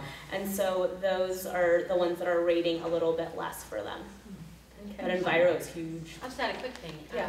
There is a difference between both generations when it comes to turnout rates. So you guys do amazing work, but of course your population is on college campuses, which that's not all young people. So young people who are not part of four-year universities, right, or not in college or any sort of degree program, it's going to be even more challenging. They have lower turnout rates. Young people of color, period, but low-income youth have lower turnout rates, and they often are very, very unlikely to get any sort of mobilization. You may see a Bernie Sanders or Elizabeth Warren or someone go to a college campus, but within the lower turnout youth population, the four-year college-going and white and wealthier background youth actually are more represented. So we always think, when you think about young people, make sure you get into other subgroups within the population. But yeah, there's a big difference between 18 to 24 and like 25 to 34 in terms of turnout. Yeah. So I want to get to some solutions, and then I want to get to Q&A from everybody here. And here is our, we don't know what generation she is. Is she Gen Z still or no? I don't know. We don't know. Anyway, we hope you vote when you can. So maybe you can weave this in, just if there are any cultural norms about why people don't vote and what there might be in solutions. You know, it's like some cultures it's a thing more and some not, or there are sea changes. So I'm just interested in that from different populations. But moving to solutions. So how do we ensure, how do we keep those things on the graph going up so that, to Jim's point, we have something that's level and that people are voting in proportion to their, to their fullest potential. So I'll let any of you speak speak to this, but I'm just interested in like, what are the ways that we can encourage participation? I have a few ideas, but I know you do too. I think a lot of organizations have built their base and their networks. An example that comes to mind is Nuestra Casa, that operates in East Palo Alto, North Fair Oaks, and I want to say parts of Bellhaven. And they touch 15,000 people. And from those 15,000 people, I'm not sure how many actually vote, but they have this warm handoff. And if they can get involved in, creating some kind of, bipartisan voter guide that is easy to understand, then folks can start, they become more susceptible to, making sure that they go out and vote. And it's those relationships, again, that need to be coordinated, and, they need to be able to track data. And a lot of these organizations aren't fully savvy to have this robust database where they know where people are. They just sometimes just tally numbers. So part of it is helping organizations build their data infrastructure so they know how to approach folks. And maybe some people care about stop signs and others about sidewalks, and you activate the ones you need to activate so you don't burn everybody out. But how we build that data infrastructure for them, I think is going to be key. And it's not just voting; it's the census, right? Which is very live right now. Lots going on there. Good. What else? As I think about, are we talking about how we're going to get people Yeah, out there? like What are we've the got things this that we have gap. to do? How are we going to close that gap? Like I said, making sure people can feel like they can be heard. I love the election year. It gives me an opportunity to knock on as many doors as possible. It gives me an opportunity to kind of rake people in and have conversations about so many different things. And I agree with you. We have to be able to meet people in different areas and get them to talk about the things that are important to them. Because if we look at this broadly, they're not involved in everything and they don't see themselves everywhere. But getting voters to feel like they matter, they count, their voices are important. I can say in 1983 in East Palo Alto, I like to tell this story to voters when they go, my vote doesn't count. In 1983, East Palo Alto became a city by 15 votes. So had 15 people stayed home and not voted that time, we probably wouldn't even be a city today. So I tell everybody, every vote counts. 15, just think about those 15 people and how it made a difference. So I think those are just some of the things, like engaging as much as possible, using the nonprofits and getting out there at every event talking about the importance of voting. Making it the norm. Yes. Yeah, like you're saying, you eat breakfast, you vote. Yeah. And you try to understand. So I'm looking at the time, and I'm thinking maybe we move out to everybody for some questions, and the rest of it will emerge that way. So Can I add one thing, just because they did You say it can. again? And I think that, yes, and I think that once we have more young women and more people that look like all of us in office, I think that'll shift everything quite dramatically, and that's obviously lots of people's goals, but really thinking about for us at Ignite, how can we not wait till we're 50 or 60 to serve in that position? How can I be 19 or how can I be 23-year-old Jocelyn, Mayor Pro Tem in Eastvale, California today? Not 10 years from now, but today. And so I feel like that's the other really, really big piece, and really thinking about how can we shift that faster and not have to wait another 20 years for the data to do the tiny slow climb, but how can we get some steep climbs quicker? Yeah, and I'm glad you said that, because I'm an elected official today because of my daughter. I'm living my daughter's dream. She's the elected official in my household, but she's waiting her term. And I keep telling her, you don't have to wait. And now it's your turn to tell her. Yeah, as women, we shouldn't wait. We always wait. We have to wait until everything is just ready. And we want to change that mindset that you're ready. There are possibilities, and we just have to get out there. But for women, we always have to be encouraged to vote. Most of the time, we don't 7 times, right? think that, oh, I can do that. So just, Yeah. encouraging young women. Yeah, and I'm sure you have thoughts too, but I want to go out to everybody here. Who has a question? Alice. Hi, I have a question for Jose. And I'm going to repeat the question so they can hear it. So go ahead and say it. I'll say it very, very loudly as well. So my question is, during your engagement with the people that you were encountering, knocking on doors, did you ask them, especially Asian Americans? I'm always curious because I'm one of, and I'm curious, did you ask them why did they not vote? Like, what are some reasons? Because I know that, you know, not getting my voice heard could be one, but I also understand some Asian immigrants came to America because of political reasons, that they want to distance themselves from politics in general. I wonder if that's one of the major reasons, or that's not a reason at all. That's a great question, and what's happening in this first stage is that, you know, the folks on the ground are building relationships.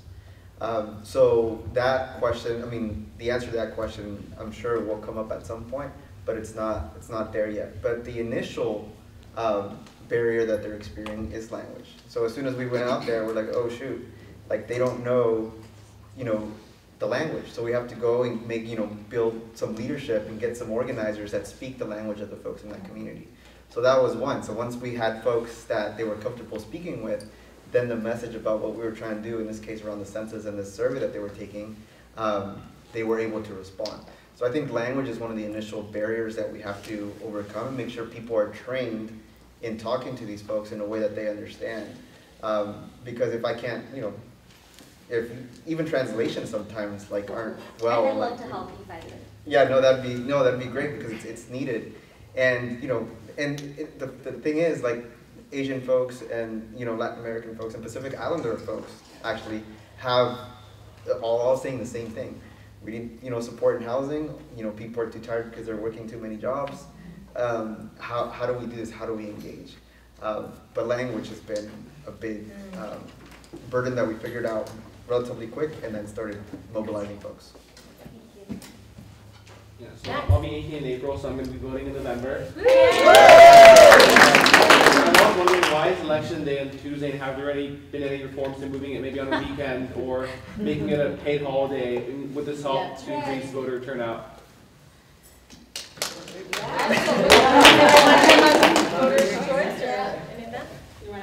Well, it's a great question. I mean, like for us, at least for me, it depends. Like, you know, it's been my workplace makes it ridiculously easy for me to go out.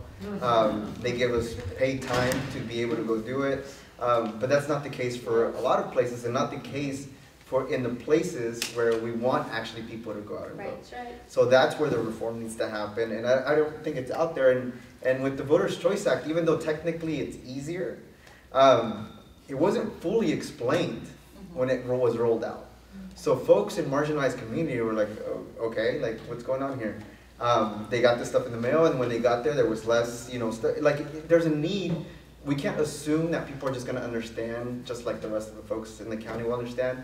We have to go through that extra process, and again, in their own language, for them to understand what's happening.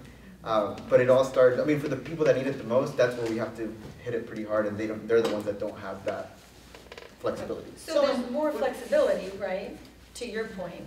But Lisa, go ahead. I was going to say, so with the Voters' Choice, you can vote on the weekend. Voting centers are open a little, but you're right. People don't understand that the voting centers are open and you can go in and vote on the weekends. And I think it's 11 days ahead. 10 days plus election day, 11-day vote centers. Yeah, I'm actually going to work in the primary elections. I'm actually be in on Saturday and Tuesday, and I'm going to kind of see and observe what the percentage of people voting on Saturday or Tuesday are. Right. So if people can take those ballots and drop them off on a Saturday, that's wonderful. But they need to understand that that's what the process is, and really understand where those locations are. I think it's the first time a lot of people don't really know. It's all been on a Tuesday. Yeah. So anytime you make a change, there's an education component around it. If you changed it from a Tuesday to a single weekend day, there would be outreach and mobilization that would have to happen around that. With the Voters' Choice Act, very few people are voting right now during the 11-day period. There's an expectation that will change over time when the word gets out, but there still needs to be public education, particularly for marginalized groups, to understand all the components, what their options are, and take advantage of it. The idea is that hopefully with those increased opportunities and it it makes voting more accessible, period, but people need to be aware of it. Yeah. So a transition year plus, it's a new process and people need to adjust and it's gonna take time. So everyone here, including this young man, can help educate folks, spread the Yeah. word, right? To get people to vote on the weekend if they want. And I think you said you were at an East Palo Alto Voting Center today. Somebody said that and saw 4 people. Yes. So it is going to be a slow transition. And even if you get there, there's still By like, 4 o'clock, there. Yeah, yeah. And still, even with the Voter Choice Act, people are gonna wait until Tuesday to take their ballots in. There's still some decisions that are still being made, like people are still unsure in some of these races, how should I vote right now? And there's something special about going in on Tuesday and casting your ballot.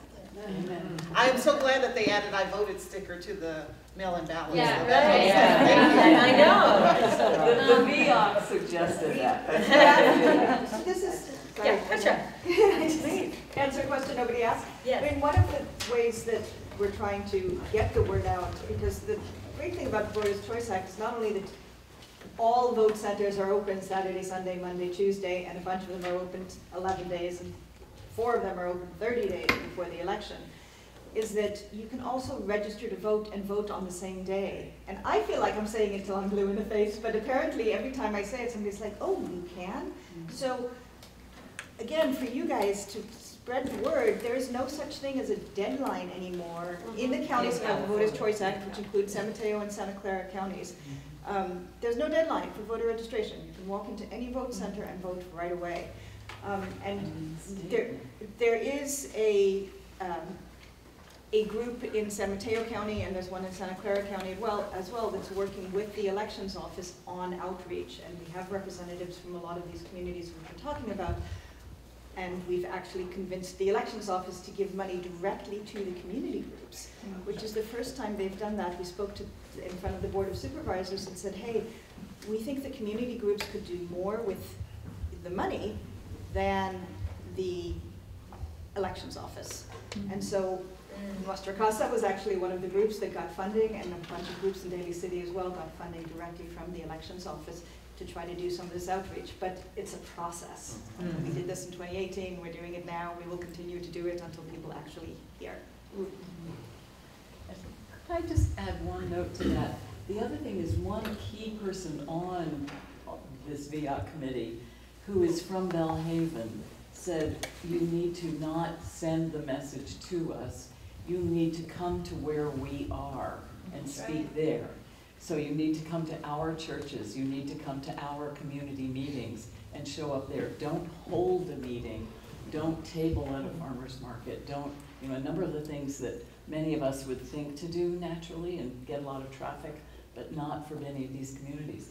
And I think that is a lot of what helped that arena. But I also think people like Bernie Sanders in 2016 saying, run for office, so that people of color, people of every population group that is represented can say, oh, I too can do that. And I think it's hard for us to realize how important that is. Who else? Yes, Greg. So I've heard some people talk about, as soon as you get a high school diploma, you get registered to vote. Where's that at? Because I think that's actually one way to actually encourage or get some of the registration up. But I'd be curious to know people's opinion on that and thoughts on where that initiative is at right now. Does anyone know? Do you know? Yeah, I think there's been active League of Women Voters, like in their social study classes. They went to every social studies class to pre-register to vote. Because at 16 you can already register to vote, and then when you're 18 you're already pre-registered. Well, I've done that too. I've gone to high schools to help register to vote, but like make it like almost like to get your diploma, you need to register. Okay. Something like that, right? Something like a little bit more aggressive. Yeah. Well, and you talked about the automatic registration. I mean, where's that? So we have automatic voter registration now in California. It's not as aggressive as it is in some states, but as you cycle through, it doesn't go back and get everybody, but as people cycle through the DMV to get an ID or a driver's license, they can opt out, but otherwise they're going to be registered. Younger people are not going to the DMV as much in some cases, but just to answer your question about making it a requirement to register to get your diploma. Reform's kind of in that bucket. You know, there's a lot of political resistance in our country, or anything that makes registration feel forced, or voting feel forced. It's just our idea of how we think about democracy. People want the freedom to. But the flip side of that is we're the only established democracy in the world where we put the responsibility of registering on the voter. That's right. And laws around registration have historically, at least in the 20th century, as we started doing this, have been designed to disproportionately disadvantage some groups over others. And I'll just stop there. But I think your proposal would just politically, it's probably not viable. You know, whether we'd want to think about it or not. Yeah. I think Dana had a question. Yeah. I'm just noticing a lot of care in the room, and I just appreciate all that you're all doing. I spent the last 4 weeks canvassing in the first 4 primary states, and what I noticed is that we're bending over backwards to create better conditions for people to vote and to get to the vote. But I feel like we're still struggling to get this number up. And I just wonder if there's something that we're missing.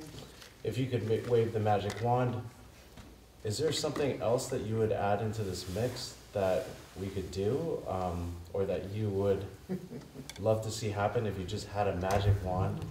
We have one in the next room, I feel like, by the way. which would be great. The SV2 magic wand is what Lisa has it, but I just wonder if there's something that, you know, outside of these linear ways of thinking that we continually work at every day, day in and day out. If there's something else that, from, you know, just from a magical perspective that you could add to this, that would add to voter turnout, and actually people actually voting, not just eligible voters, but actually turn out. Can I combine my question with his, because it's kind of Sure. similar? Because I'm just curious, is there any trend that we can vote online at home? Like, because I think that might help civic education. You can fill out your census online. Yeah, can you vote online? You cannot vote online. Eventually, You can vote at home, but It's a very hard ballot problem at to solve Yeah. in reality. That also is, I mean, there's lots of security reasons. Now more than ever, people are conscious of that, and it's politically. So let's have, I'm gonna have popcorn answers to that question, and then we've got a little bit of wrap up to do. So when we think about increasing turnout, I boil it down 2 ways. One, we need to make it easier for people to vote, particularly historically underrepresented groups. And 2, we need to make them want to vote. So most of my career, and I think most of, when we talk about California being a more progressive state, little p, around election reforms, most of what we've done in the last several election cycles is we've implemented election reforms to open up access, like the Voters' Choice Act, like pre-registration, like online voter registration. That's all great and very important, and I spent most of my career as a researcher studying how to, and those institutional impacts, right? How our system's designed. But making people want to vote is much harder, and I do really think that's where we need to focus a lot of our attention on going forward. People feeling disconnected, understanding that, yes, there always are voters out there that are apathetic, but most of the time when we talk about young people, the sleeping giant, Latinos, or whatever it is, the narrative is kind of blame the voter or blame the voter group for not participating, and rather there are really real rational reasons why many people don't participate, don't vote. If we really think about it, right? Young people, they turn 18 with an abysmal civics education, feeling completely unfamiliar, getting no outreach or education from campaigns, and not hearing issues that they care about, and then they turn 18 and we magically expect them to both not only know how to vote, feel comfortable how to vote, but also want to vote and feel like it actually matters, right? And then we blame them when they don't participate.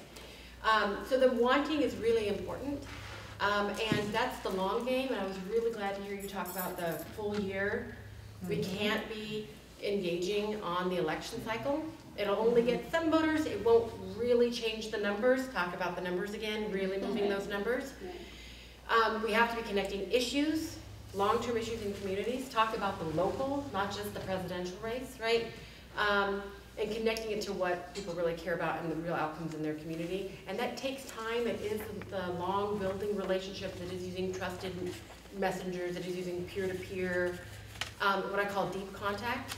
And all of those conversations have to involve why it's important to vote, the motivation question, to help people feel less disconnected, or at least engaged to want to change the system, right? So, sorry, I'm saying too much, but it is a long game. It is the groundwork that we have to do. And there's also the larger political context that we're in at any given moment. Competitive races are one of the #1 predictors of why turnout will be higher or lower. So you can do all of this and you're not doing it in a vacuum. But still, whether it's a competitive year, not a competitive year, we have to do that groundwork, and we can't make it about one candidate, although that can be mobilizing, but one candidate or one set of issues. It has to be ongoing conversations about why participation actually can be really meaningful for people. And it's not going to happen 2 weeks before you have to go vote. It ain't going to happen 2 weeks before the election. You're doing a get out the vote effort for those folks that are already likely to vote or maybe on the fence. You're not going to really change the numbers in terms of habitually low turnout voters or non-turnout voters, yeah. Although I will say that same-day voter registration is an incredible, and Voters' Choice Act could potentially be an incredible mobilizing tool. As we learn and get more familiar with it, same-day voter registration with a young person, over and over again, every election cycle, there's young people that hear about it, somebody finally reaches them, they finally make the connection, they feel confident enough, whatever it is, they want to go vote, and they realize they're past the deadline. You can mobilize with same-day voter registration. You can make the case. Maybe it is at 5 o'clock on election day, but you finally made the case. I'm very shocked that online, there's nobody's trying to actually make this to an effort, have an effort. You can work on that. Right now, I want to respect everyone's time in getting out the door, and there is an organization called Generation Citizen that is working on, they started by a student actually, and nationally working on high school and middle school civics to get people to know the change they can make. So things like that are happening.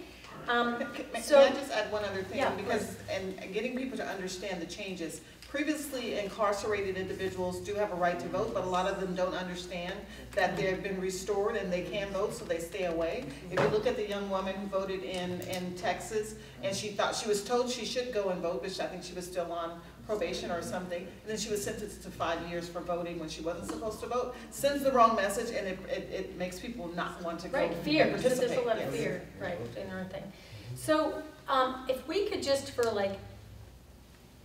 30 seconds, if people are working on a particular issue, I know, Jim, if you have something that you're working on, there may be other people, you could just say, I'm working on this issue, and if people want to stick around and talk about it, Alice, is your chance if you want to get people interested in online voting.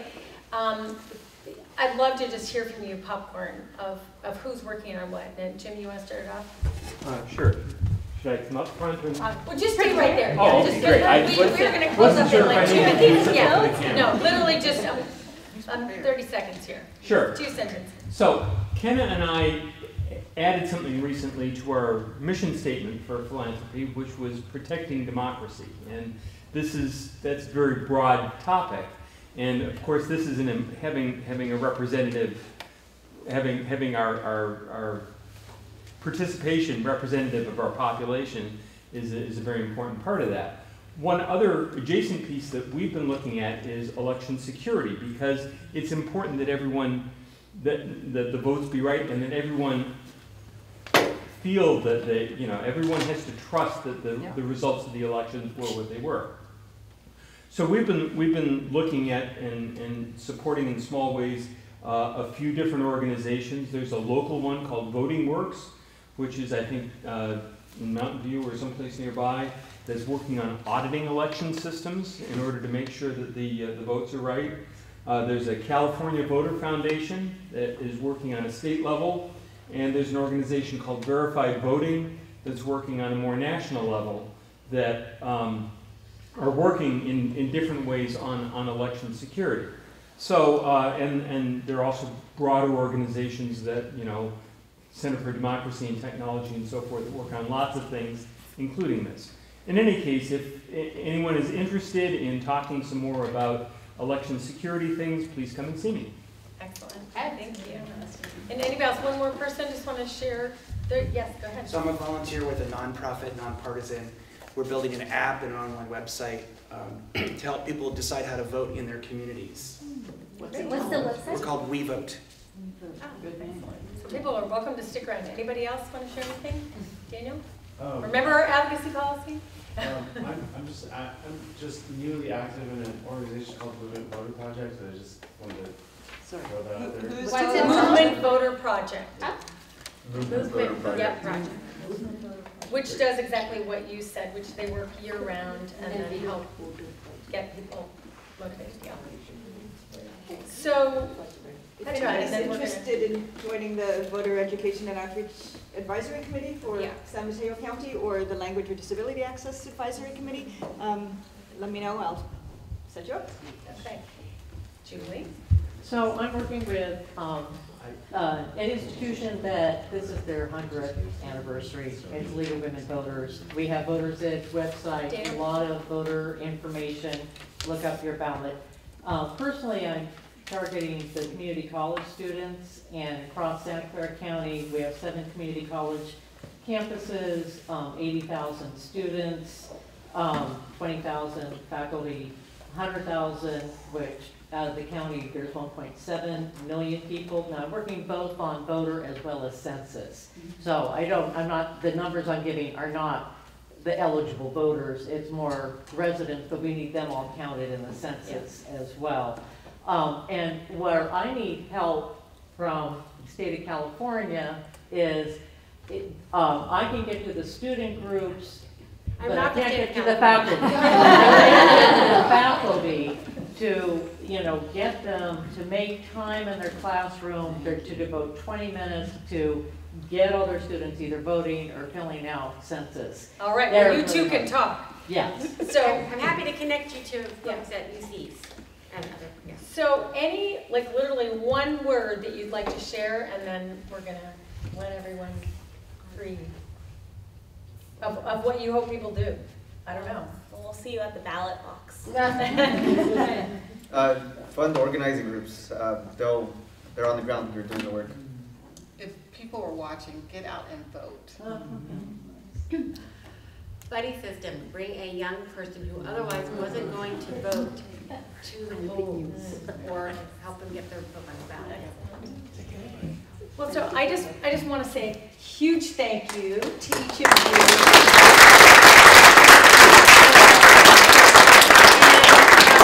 And I want to just also announce that one of our board members, Christy Chin, is going to be hosting one of our board-hosted dinners on March 25th, and her topic is healthy democracy. So it's enough people partners that fit around her dinner table, but that is something to look for. And we have a lot of other things up here ahead, and I just want to thank you for being here, for staying, for being so engaged, having great questions, and for all the work that you're each doing. I know that Coke's doing work with the Mayfair community, and you're all doing so many different things, and keep it up because we need it all. Thank you.